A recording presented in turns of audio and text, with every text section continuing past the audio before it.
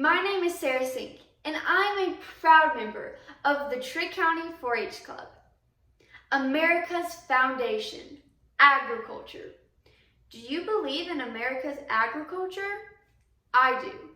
I believe because of our past successes, as well as agriculture's present endeavors to meet our growing population's needs. Over the last century, agriculturists have become so good at what they do, they've become seemingly invisible. This is a statement from our Agricultural Commissioner, Dr. Quarles. Through the COVID-19 pandemic, agriculture has been reintroduced as a necessary industry. Agriculture has always been a necessary industry because it is what puts food on our table and clothes on our back. But we're seeing more of agriculture on our news and media than we have in the past century. I would like to tell you a story. The origins begin with the ancient farmers saving their best, sweetest crop as seed the following year. As more and more research is done over the next centuries to better understand and to know how to better their yields, in 1996, the first biotech commercial crop was planted. Today, millions of acres of genetically modified crops are planted and harvested. I would like to tell you another story about my great-grandmother, Nan. Nan was born in the 1920s and grew up on a small family farm. This was a dairy farm, and they didn't go to the grocery store, not because of a pandemic, but because Nan's community didn't have a grocery store. The food they ate was the food that they grew. Nan oftentimes would tell me the difference in the cattle sizes from 1920 to today, how much smaller the cattle were in her day.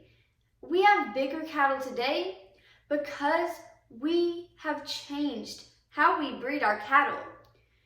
We've learned from our mistakes, such as the Dust Bowl, so that we can better our management practices.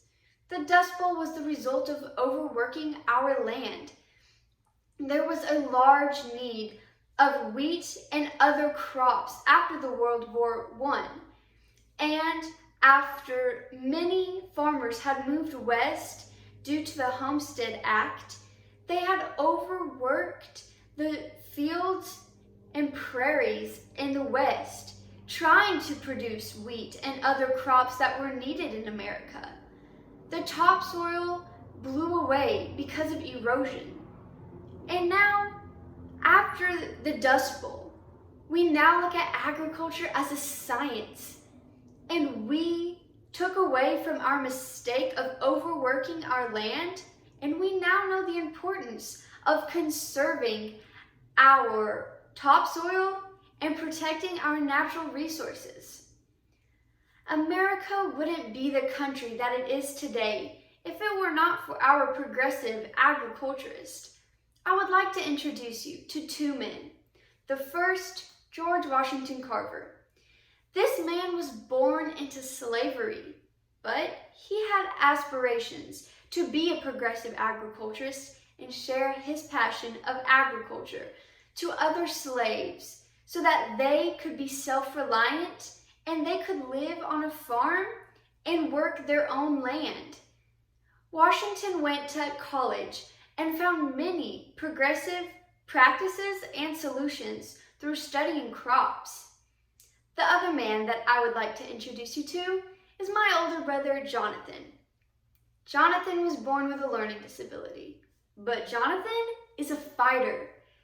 Jonathan has a passion for agriculture that he shares with special education students at Trigg County Middle School. For Jonathan and a lot of these students, agriculture is very therapeutic and relaxing. It is a way of life for them. Through agriculture, Jonathan has taught me a lot. And I know he's a progressive agriculturist because of his servant leadership. Agriculture is the foundation of our nation because agriculture is what gives you your meals, your clothes, your day-to-day items. And I hope that you think of agriculture when you're eating your next meal, or putting on your next pair of clothes, or even walking down the street. Agriculture is our foundation, and America is a great nation because of it. Thank you. Are there any questions?